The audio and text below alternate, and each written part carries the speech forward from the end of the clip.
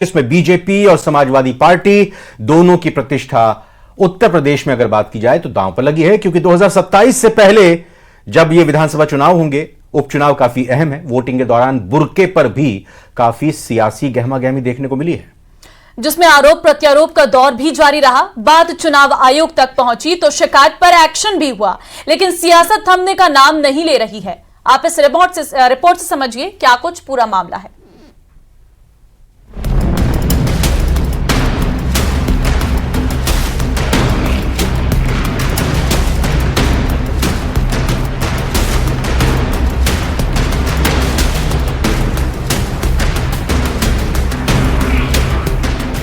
UP में उपचुनाव के लिए वोटिंग में बुर्का पर भी खूब सियासी हंगामा हुआ। वोटिंग के दौरान बुर्के में महिलाओं का आईडी कार्ड चेक करने और उन्हें परेशान करने का आरोप लगाते हुए समाजवादी पार्टी ने पुलिस कर्मियों पर गंभीर आरोप लगाए। समाजवादी पार्टी ने इसकी शिकायत चुनाव आयोग में भी की और चुनाव आयोग ने मामले का संज्ञान लेते हुए तुरंत एक्शन भी लिया। यूपी उपचुनाव में 7 पुलिस वालों पर कार्रवाई की गई, जिसमें मुरादाबाद में 3 पुलिस वालों को सस्पेंड किया गया।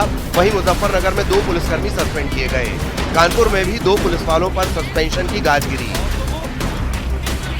पुलिसकर्मी सस्पेंड हुआ है प्रदेश में, 2 कानपुर में, 2 मुजफ्फरनगर, 1 मुरादाबाद।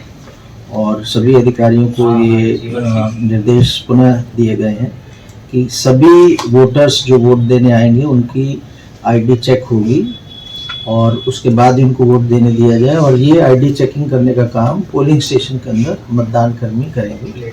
और बाहर जो पुलिस कर्मी तैनात हैं शांति व्यवस्था के लिए, सुरक्षा व्यवस्था के लिए, उनके द्वारा चेकिंग आदि नहीं की जाएगी। वो आईडी चेकिंग आदि या उसके आधार पर रोका नहीं जाएगा।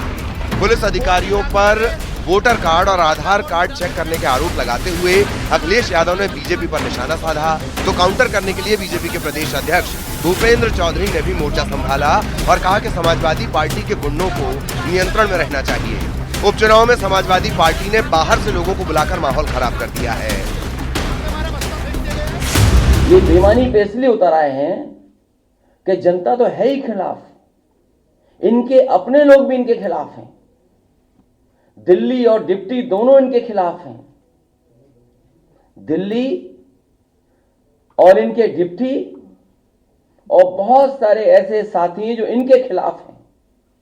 ये इसलिए हिले हुए हैं क्योंकि इनका सिंहासन हिल गया है। इनका सिंहासन हिल रहा है।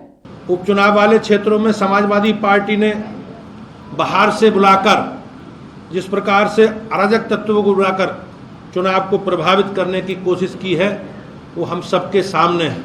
जिस प्रकार से बुर्का पहनकर महिलाएं फर्जी वोटिंग कर रही हैं, वो भी कहीं ना कहीं आपके सामने आया है। मैनपुरी में सैफई परिवार और अखिलेश यादव के गुंडे फिर से आतंकवाद का माहौल बनाने का प्रयास कर रहे हैं। इसे न सरकार बर्दाश्त करेगी, न भारतीय जनता पार्टी, न उत्तर प्रदेश की महान जनता।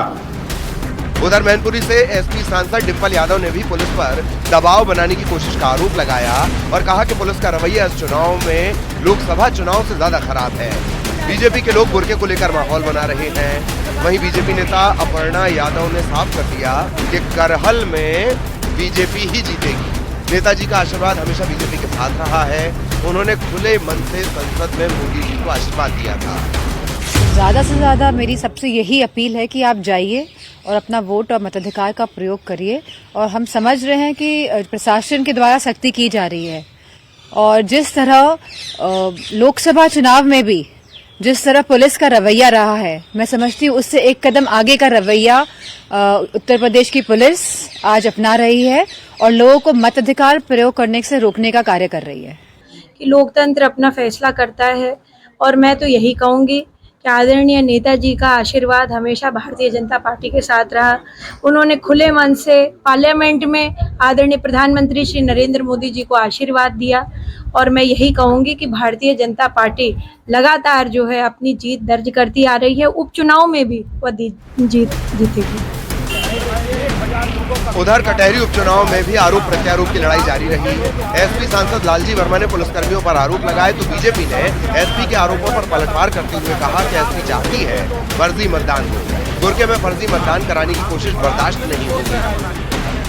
कि यहाँ पर मतदाता जो इधर से आ रहे हैं उनको मतदान केंद्र पर जाने से रोकने का काम पंडित त्रिपाठी इंस्पेक्टर द्वारा किया जा रहा है। तो ये शिकायत मिली, जिस शिकायत के आधार पर मैं यहाँ पर आया हूँ। तो मैं आपके माध्यम से जिला प्रशासन से निवेदन करना चाहता हूँ कि पुलिस का काम है सुरक्षा व्यवस्था का रखना, पुलिस का काम है किसी मतदाता को रोकने का काम नहीं है। अगर मतदाता को रोका जाएगा तो निश्चित रूप से समाजवादी पार्टी चूड़ी नहीं पहने हैं, हम लोग निकलकर इसका विरोध करने का काम करेंगे। चुनाव में अपनी संभावित हार को देख करके समाजवादी पार्टी केवल फेस सेविंग कर रही है।